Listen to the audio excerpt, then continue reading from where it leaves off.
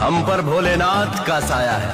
हमारे लिए महादेव ही सब कुछ है, बाकी सब मोह माया है। मोह माया है। तत्पुरुषाय विद्महे महादेवाय धीमहि तन्नो रुद्रः प्रचोदयात्। ओम नमः शिवाय, ओम नमः शिवाय, ओम नमः शिवाय, ओम नमः शिवाय। ओम त्र्यंबकं यजामहे सुगंधिं पुष्टिवर्धनम्